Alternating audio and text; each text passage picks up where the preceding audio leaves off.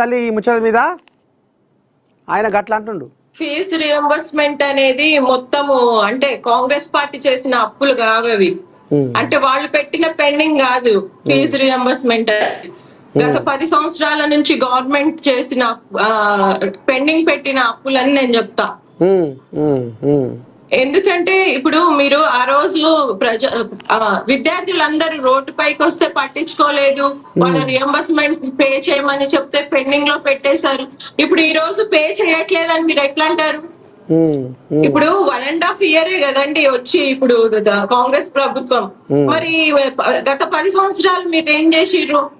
ఇంత ఇంత అంటే ఇంత పెండింగ్ ఎట్లా ఉంది? ఇప్పుడు మీరు 10,000 కోట్లు మీరు పే చేయాలి వెంటనే అని అంటున్నారు కదా. ఇయర్లీ 3,500 మనకి ఫీజు రియంబర్స్మెంట్ పే చేయాల్సి ఉంటది. మరి మీరు ఒకేసారి 10,000 మీరు పెండింగ్ లో పెట్టిన రియంబర్స్మెంట్ ఎట్లా అంటారు? నేను అడుగుతున్నా. అయితే ఇప్పుడు ఆ రోజు విద్యార్థులు రోడ్డు మీదకి వచ్చింది పట్టించుకోలేదు, వాళ్ళు నిరుద్యోగులుగా ఉన్నప్పుడు పట్టించుకోలేదు. మీరు క్యాంపస్ కి వెళ్ళాలంటే, ఉస్మానియా క్యాంపస్ కి వెళ్ళాలంటేనే భయపడ్డారు. ఎందుకు? తెలంగాణ అనేది ఒక కేవలము బిఆర్ఎస్ పార్టీ తీసుకొచ్చిన తెలంగాణ కాదు ఇది. ఎంతో మంది పేద విద్యార్థులు చనిపోయారు, ఎంతో మంది ఉద్యోగస్తులు పాల్గొన్నారు, ఎన్నో ప్రజా సంఘాలు, మేధావులు, ప్రైవేటు గవర్నమెంట్ సెక్టార్స్ అందరూ కూడా పాల్గొంటే తెలంగాణ వచ్చింది. కానీ కేవలం కేసీఆర్ గారు వాళ్ళ కుటుంబం పాల్గొంటేనే తెలంగాణ వచ్చిందనే ధోరణిలో మాట్లాడుతున్నారు.